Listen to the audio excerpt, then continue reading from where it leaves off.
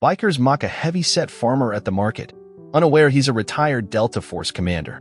At the Eagles Rest Farmers Market, a group of bikers makes the mistake of mocking James Cooper, an unassuming heavy-set farmer. What they don't know is that beneath the flannel and overalls lies a retired Delta Force commander, one of the most lethal operators the military ever produced. When the bikers attempt to shake down the market with intimidation tactics, they quickly learn that some men are not to be trifled with. With a keen mind, honed instincts, and an aging but still formidable war dog by his side, James prepares to teach them a lesson they'll never forget. Welcome back. Before we start, remember to hit the like and subscribe for new stories every day. The morning dew caught the early light as it clung to the weathered fence posts of Evergreen Farm. James Cooper moved with surprising grace for a man of his size, his calloused hands gentle as they checked the bandage on his aging German Shepherd's foreleg. Shadow had been with him through everything: deployments, nightmares, and finally, this quiet life they'd carved out together. "Easy now, old friend," James murmured, his voice carrying the same measured calm that had once guided special operations teams through impossible situations. "We'll take it slow today." Shadow's intelligent eyes watched James with unwavering loyalty, the silver around his muzzle catching the light. The dog had once been as lethal as his master, trained alongside Delta Force operators, but now they shared the peaceful rhythm of farm life, their warrior days supposedly behind them. James loaded his truck with the week's harvest: heirloom tomatoes, sweet corn, and honey from his beehives. Each crate was positioned with the same precision he'd once used to plan extraction missions in countries whose names never appeared in official reports. Shadow settled into his usual spot on the passenger seat, head resting on the open window frame, nose testing the morning air. The Eagles Rest Farmers Market was the heart of the community, a patchwork of local farms and artisans nestled in the foothills of the Appalachian Mountains. James had chosen this quiet corner of Virginia deliberately, far from the shadows of his former life. Here, he was just another farmer, his past buried beneath overalls and flannel shirts, his bulk attributed to country living rather than military conditioning. As he set up his stall, arranging produce with meticulous care, Shadow settled beneath the table, ever watchful. The morning flowed with the comfortable familiarity of routine: elderly customers who appreciated his patient assistance, young families drawn to Shadow's gentle demeanor with children, and the occasional tourist charmed by his honey and the story of his rescue bees. It was approaching noon when Shadow's ears pricked forward, his body tensing subtly. James noticed immediately the silent communication between them honed through years of partnership. He followed the dog's gaze to the parking lot where 6 motorcycles pulled in, chrome gleaming aggressively in the midday sun. The storm riders moved through the market with calculated intimidation, leather cuts bearing a skull within a thundercloud. James recognized their type instantly, not just weekend warriors playing at being outlaws, but men carrying themselves with the hard-edged alertness of those accustomed to violence. His eyes caught the telltale bulges of concealed weapons, the way they scanned exits and positions. Shadow rose silently, positioning himself at James' side, his old injury forgotten as he assumed the protective stance of his training days. "Easy," James murmured, a command meant for both of them. The gang leader, a tall man with a shaved head and snake tattoo coiling up his neck, stopped at Mrs. Abernathy's bakery stall first. James watched the older woman's face tighten with anxiety as the man leaned over her display, saying something that made her hands tremble as she wrapped up pastries. No money changed hands. James felt something cold and familiar settle in his chest, the clarity that had served him through decades of combat. These weren't just troublemakers. They were establishing territory, collecting protection money poorly disguised as purchases. When they reached his stall, James was ready. He stood with the deceptive casualness of a man who understood exactly how quickly violence could erupt and exactly how to control it. "Nice dog," said the leader, eyeing Shadow with an appraising gaze. "Bit old, though, isn't he? Like his owner." The man smirked, revealing a gold-capped tooth. "Name's Python. My friends and I are new to the area, getting to know the local businesses." James smiled, the expression not reaching his eyes. "Welcome to Eagles Rest. First basket of tomatoes is on the house for newcomers." His voice was friendly, but his stance had shifted imperceptibly, balancing his weight evenly between both feet. Python's eyes narrowed at the lack of intimidation. "That's generous, old-timer. But we might need more than tomatoes. Running a market stall can be risky, accidents happen. For a reasonable monthly contribution, we could make sure everything runs smoothly for folks like you." James selected a perfectly ripe heirloom tomato, holding it up to the light as if examining its quality. "Interesting proposal. In my experience, though, the people who most often cause accidents are also the ones offering protection from them. The temperature between them dropped 10 degrees. James continued, his tone conversational. That's a nice K-bar you've got under your cut. Not standard issue for weekend riders. Python's hand instinctively moved toward his concealed knife. Shadow growled, a low, measured warning. Your dog seems unfriendly, Python said, his eyes hardening. Shadow's an excellent judge of character, James replied, setting down the tomato. He served 3 tours overseas. Military working dog. Retired now, like me. He held Python's gaze. Some habits never fade, though. For either of us. The subtle shift in James' demeanor, a momentary glimpse of the operator beneath the farmer, registered in Python's eyes. For a fraction of a second, uncertainty flickered across his face. One of Python's men moved closer, hand drifting toward his waistband. James turned slightly, his eyes meeting the man's with such focused intensity that the biker froze mid-step. I'd reconsider that, James said quietly. Market's got a strict no-weapon policy. The tension stretched taut between them, the bustle of the market continuing around their private standoff. Then blue lights flashed at the market entrance as a police patrol car cruised slowly past, conducting its regular drive-through. Python's posture relaxed into artificial casualness. Think about our offer, farmer. We'll be back next week to discuss terms. His smile didn't reach his eyes. Hope that old dog of yours stays healthy. Would be a shame if anything happened to him. As they swaggered away, Shadow pressed against James' leg, a warm, solid reminder of their shared past. James scratched behind the dog's ears, his mind already calculating angles, weaknesses, and contingencies. Looks like retirement might be getting a bit more interesting, buddy, he murmured. That evening, as fireflies began their dance across the fields of Evergreen Farm, James sat on his porch, a secure phone in his hand. Shadow lay at his feet, alert despite his apparent relaxation. Martinez, came the crisp answer. It's Cooper, James said. Think you might want to take a drive up to Eagle's Rest. Storm Rider's MC has moved into the area, running protection rackets at the farmer's market today. There was a pause on the line. James Cooper making a social call to the FBI? Must be serious. Just being a good citizen, David, James replied, the ghost of a smile in his voice. FBI Special Agent David Martinez had been a young Army intelligence officer when he first encountered then Master Sergeant James Cooper in Afghanistan. The mission details remained classified, but the respect between them had endured. Storm Riders, Martinez mused. They've been on our radar. Started as a standard outlaw MC in Tennessee 3 years ago, but they've expanded aggressively. Intelligence suggests they've got backing from someone with resources. They're moving product, running protection rackets, but it's all too organized, too strategic for typical gang operations. James watched Shadow's ears prick up at a sound from the woods, then relax. Their leader calls himself Python, has military training. The way he moves positions his men, and they're carrying high-end hardware, not street pieces. I can be there tomorrow, Martinez said. Might be nothing, might be something worth digging into. After ending the call, James knelt beside Shadow, gently checking the bandage on the dog's leg. The injury was healing well, shrapnel from their last deployment together, 5 years ago now. The vets had wanted to put Shadow down when he couldn't serve anymore, but James had pulled strings, calling in favors to adopt his partner. What do you think, boy? Ready for one more mission? He asked softly. Shadow's tail thumped against the wooden porch, his eyes never leaving James' face. David Martinez arrived the next afternoon, his government-issue SUV looking out of place on the dirt road leading to Evergreen Farm. Shadow greeted him with cautious recognition, remembering his scent from years before. He's looking good for his age, Martinez remarked, offering his hand for Shadow to sniff. What is he now, 12? 13, James replied, leading them into the farmhouse kitchen where maps of Eagle's Rest and the surrounding county were spread across a worn oak table. Still moves like he's 5 when he needs to. Martinez studied the tactical assessment James had prepared, potential storm riders' locations marked, patrol patterns noted, vulnerable businesses highlighted. You've been busy, Martinez observed. Most people would have just locked their doors and hoped for the best. James poured coffee into 2 mugs. Never been much for hoping, Dave. Storm riders have set up here for a reason.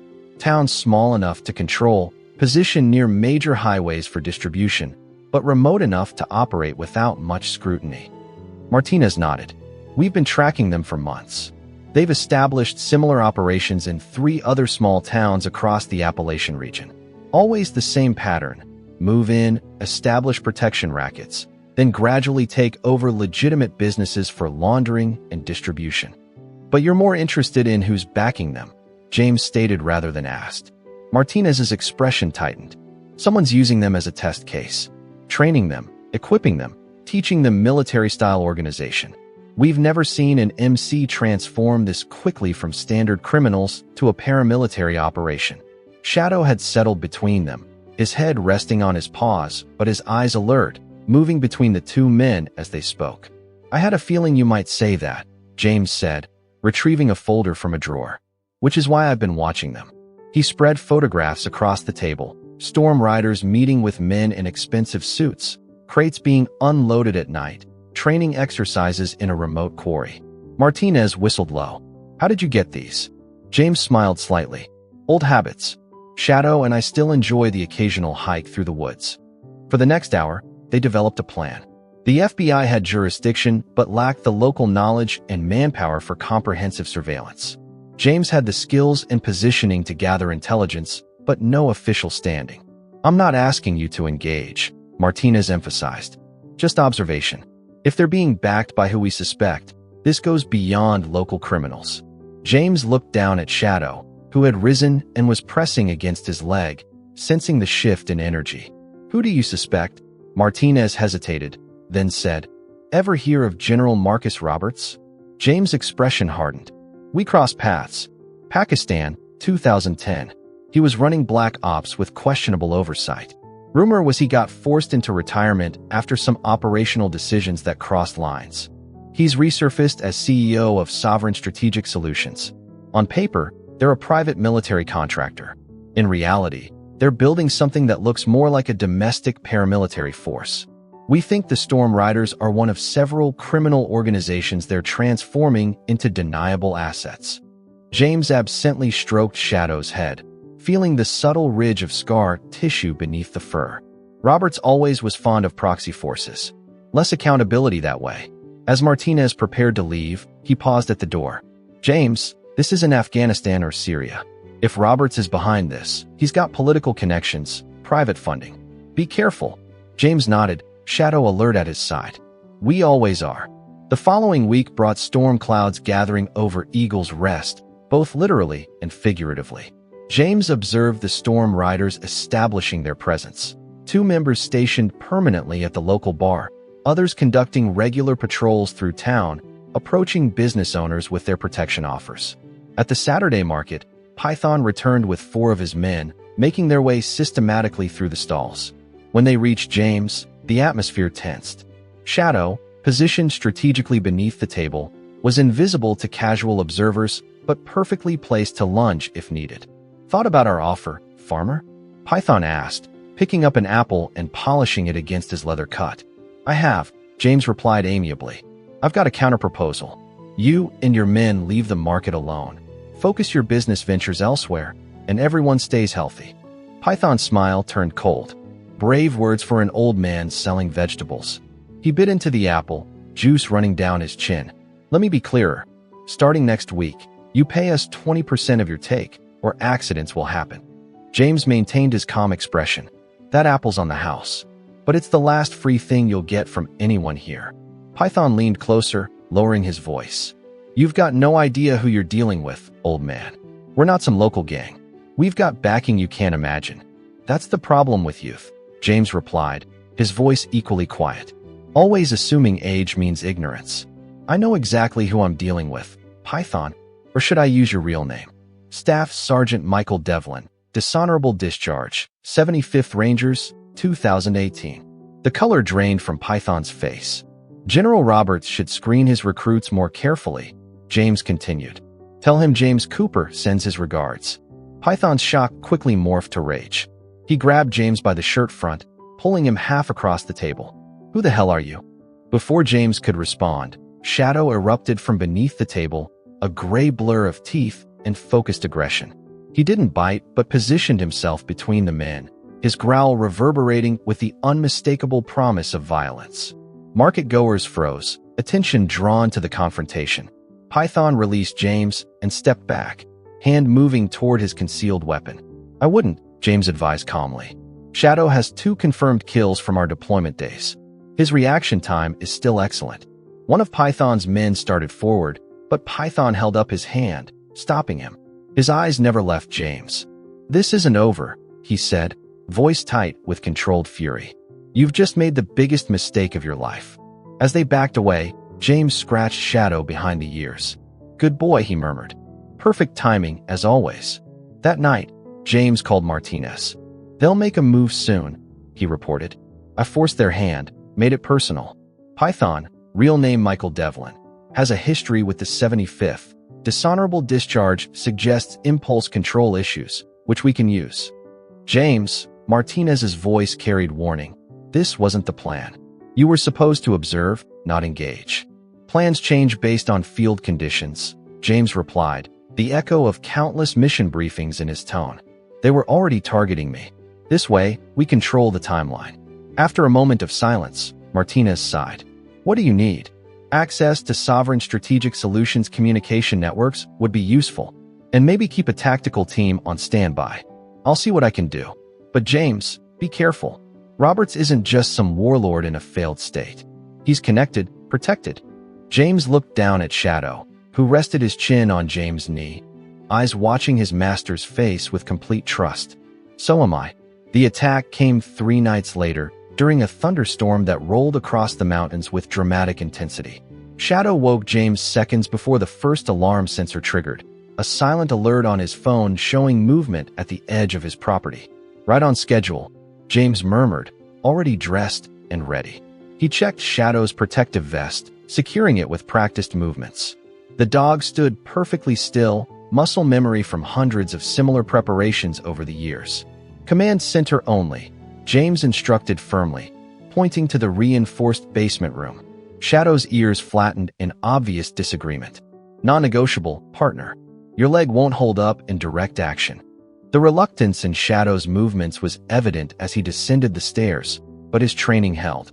James activated the secured door, knowing Shadow would monitor the security feeds from inside. The basement had been designed as a safe room, one of many precautions James had built into the seemingly ordinary farmhouse. James moved through the darkened house with the silent efficiency of decades of special operations training. The farm's defenses had been prepared days in advance, not lethal measures, but layers of surveillance and non-deadly countermeasures designed to control the battlefield. From his position in the hayloft of the barn, James watched through a thermal scope as 8 figures approached through the driving rain. Their movement patterns confirmed Martinez's intelligence. These weren't just gang members, but men with tactical training, moving in coordinated pairs with proper fields of fire. James keyed his secure radio. Martinez, Cooper. Package is being delivered. 8 tangos, tactical formation, approaching from the south access road. Copy that, came the immediate response. QRF is 20 minutes out. Surveillance is active. Proceeding as discussed, James replied, then toggled to another channel. Shadow, initiate sequence alpha. From his command center, Shadow pressed a specially designed large button with his paw. Immediately, the farm's external lights activated, bright LEDs illuminating the property like daylight, catching the approaching team in the open. James watched their momentary confusion through his scope, noting how quickly they adapted, further evidence of their training. They split into 2 elements, one continuing toward the house, while the others diverted toward the barn. For incoming, east approach to the barn, James reported calmly. He waited until the team entered the barn below before triggering the prepared countermeasures. Pressurized containers released a dense, harmless but disorienting fog that filled the lower level. Simultaneously, pre-recorded sounds of aggressive dogs barking played through strategically placed speakers. Over his earpiece, James heard Martinez. Facial recognition confirmed on 2 subjects. Ex-military, both worked for Sovereign Strategic Solutions. This is definitely Robert's operation. James moved to his secondary position as the team in the barn struggled with the fog and noise. Outside, the team approaching the house had breached the front door, only to find themselves caught in additional non-lethal traps, tanglefoot wire at ankle height, more fog devices, and disorienting strobe lights. It was over in less than 15 minutes. The FBI Quick Reaction Force arrived with perfect timing, surrounding the disoriented attackers. None of Robert's men managed to fire a single shot before finding themselves face down in the mud, federal agents securing their weapons and restraining them. James met Martinez by the command vehicle, rain plastering his gray hair to his forehead. Shadow limped quickly to his side, having been released from the safe room once the all-clear was given. 8 arrests, no casualties, Martinez reported with satisfaction. And the best part? 3 of them had communications devices directly linked to Sovereign Strategic Solutions servers. Our cyber team is already mining the data. James nodded, kneeling to check Shadow's leg. The old injury was bothering him more than usual, the weather and stress aggravating the condition. You did good, partner, he murmured to the dog. Time to rest now. Martinez watched the interaction with understanding. We've got enough to move on Roberts now. The Storm Riders were just one piece of a much larger operation. He was building proxy forces in 7 states, creating deniable assets for operations that would never be approved through legal channels. Political targets? James asked, still focused on examining Shadow's leg. Among others, journalists, activists, even former military who might oppose his vision of what America should become. Martinez shook his head. He was building an off-the-books capability to silence opposition while maintaining plausible deniability. James finally stood, one hand resting on Shadow's head. He always did prefer controlling the battlefield completely. No room for dissent or independent thought in Robert's world. As the FBI processed the scene, James led Shadow back to the farmhouse, both of them moving more slowly than they once had, the weight of years and old injuries evident in their gait. The aftermath unfolded over the following months. General Roberts was arrested attempting to flee the country. The investigation revealed corruption reaching into several government agencies, exposing a network of illegal operations and planned activities that would have threatened the very foundation of American civil society. The Storm Riders organization collapsed, its leadership imprisoned or turning states' evidence against their powerful backers. Similar criminal networks across the country were identified and dismantled, their connections to Sovereign Strategic Solutions providing the evidence needed for prosecutions. James Cooper returned to his quiet life at Evergreen Farm, the brief excitement giving way once more to the peaceful rhythm of agricultural cycles. Shadow's health declined gradually, his injured leg growing weaker, but his eyes remained bright and alert, his devotion to James unwavering. The following spring, as apple blossoms scented the air, David Martinez visited the farm again. He found James and Shadow on the porch, the dog stretched out in a patch of sunshine, his master reading quietly beside him. The Senate committee finished its investigation, Martinez reported, accepting the glass of lemonade James offered. Roberts will never see freedom again. The network is dismantled. Your name never appeared in any reports, just as promised. James nodded, his hand absently stroking Shadow's flank. And the market? Martinez smiled. Thriving without its protection racket. Mrs. Abernathy asked me to thank you specifically. Said her bakery sales are up 30% now that customers aren't being intimidated. They sat in comfortable silence for a while, watching the sunset paint the mountains in gold and amber. Shadow dozed, his breathing slow and steady. He's slowing down, Martinez observed gently. Aren't we all? James replied, a hint of melancholy in his voice. The vet says his heart is getting weaker. Not long now. Martinez nodded, understanding the depth of the bond between the man and dog. Any regrets? About getting involved, I mean. James considered the question, watching as Shadow's paws twitched in a dream. None. We did what needed doing. Same as always. You know, Martinez said carefully, there's a program at the VA now, matching retired service dogs with veterans who need companions. They're looking for someone with your experience to help train the handlers. James raised an eyebrow. Thought I was officially retired. From field operations, sure. But passing on what you know? That's different. Martinez gestured toward Shadow. Think he'd approve of you helping other dogs like him find purpose? For the first time that day, James smiled fully. He always did have a soft spot for strays and lost causes. As if hearing his name, Shadow lifted his head, looking between the two men before settling his gaze on James, eternal loyalty shining in his aging eyes. Maybe, James conceded, scratching behind Shadow's ears in the spot that had always been his favorite. when the time comes. For now, we've got tomatoes to tend and peaceful days to enjoy. Martinez understood. Some warriors never truly laid down their swords. They just learned to carry them differently. James Cooper had found his balance, honoring his past while building something new and wholesome. As Martinez departed, he glanced back to see man and dog still on the porch, silhouettes against the fading light, sentinels at peace, yet ever vigilant. A lifetime of service transformed, but never truly ended. Shadow's tail thumped softly against the wooden porch, and in that simple sound lay the truth of their shared journey. Through war and peace, through violence and healing, through the darkness of human cruelty and the light of quiet heroism, they had walked together.